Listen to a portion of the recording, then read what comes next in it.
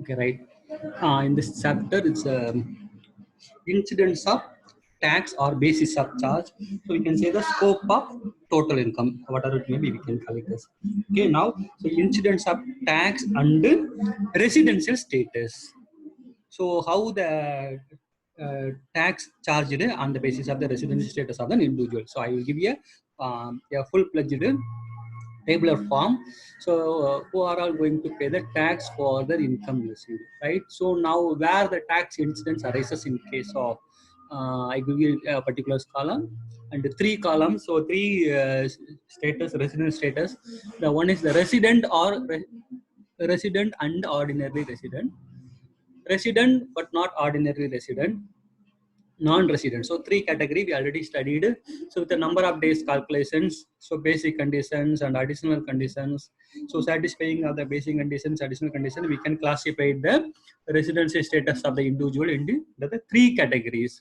So in the three categories, why we have to classify in the three categories? So whether it is a taxable or not taxable, you have to calculate. So in the column it is given yes, yes means that amount is taxable. It is no means there is no taxable, so need not pay the tax for the particular amount is received, right? So take for example, it is a full-fledged format. So in previous classes we studied in so small part, all the format is put together, it is a combined, it is a format is given, right? The first category, income received in India. Income received in India, it is taxable to all the category. So the income is within the boundary of the country, so that is a taxable. So whether it is accrued in or outside India, whatever it may be, if it is received, that it means it is a taxable. And next category, income deemed to be received in India, whether it is accrued or arised. Deemed to be received means these are also, it is a taxable. So income accruing or arising in India, so within a boundary, it is taxable to all the category, irrespective of the resident and non-resident. All the people, they have to pay the tax. And next, so these four categories, so we can say that it is received in India, arised in India, accrued in India, deemed to be accrued in India. So these are all the categories, so these are taxable. And the next one is, we can see the controlled. So the controlled or profession set up in India, income received, accrued outside India. So these are all the Indian income. These are all the Indian income. So first four category, and the first four category, it is an Indian income. The fifth category, it is an outside India. It is a foreign income. So with the foreign income, the business is controlled within India. That it means the two category only taxable. The non-resident need not pay tax for the particular business income. And the next category, so the sixth category, income received accrued outside India from a business controlled from outside India, or profession is set up in outside India. So whatever it may be, so this control is not within a country. If there is no control within a country, means this person need not pay the tax. So only two differences there. Controlled within India, in India, these two people have to pay the tax. So controlled outside India, so these people need not pay the tax. So this is a resident but not ordinary resident, you need not pay the tax. Okay.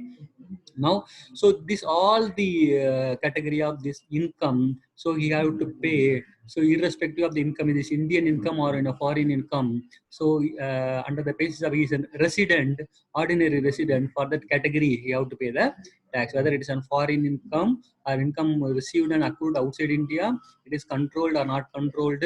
So Indian income or foreign income, for all the income, the first category of people have to pay the tax.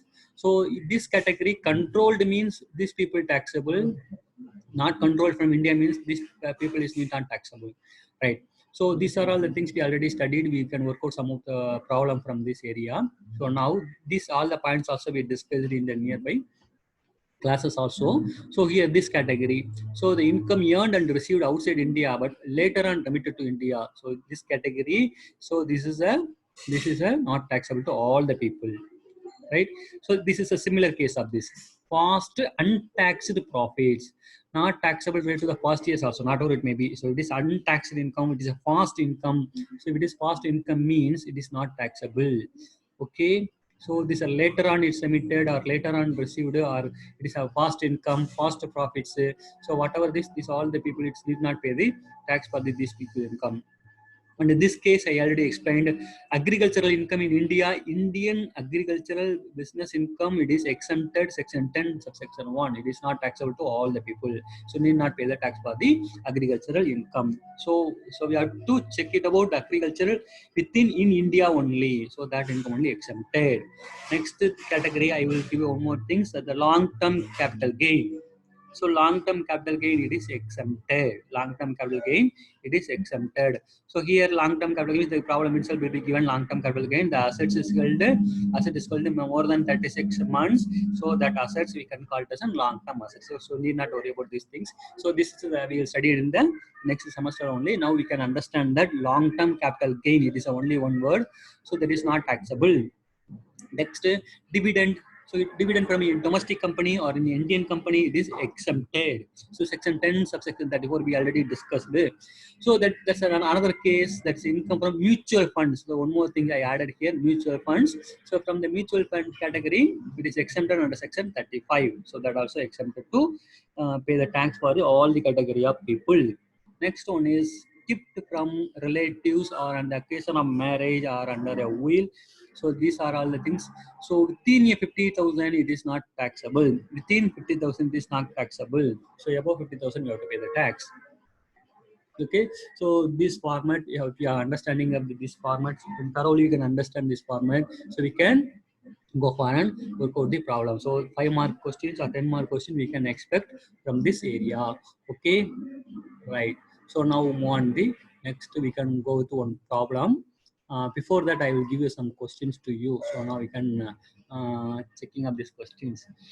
Okay. So from the table, so now you have to answer. Income accruing in India in the previous year is taxable for, whether it is taxable to resident, not ordinary resident, non-resident. Okay. And the next category, income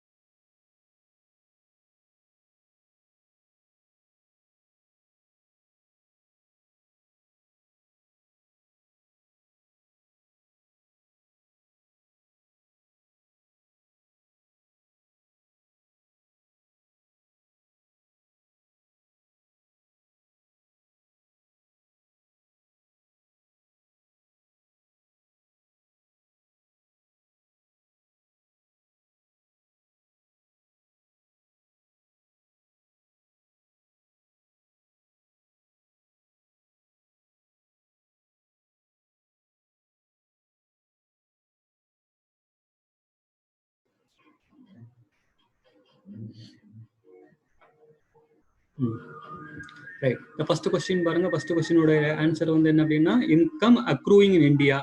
If it is Indian income in the previous year, I mean, it is taxable to all the category, resident, not ordinary resident, non-resident. So the answer is the answer is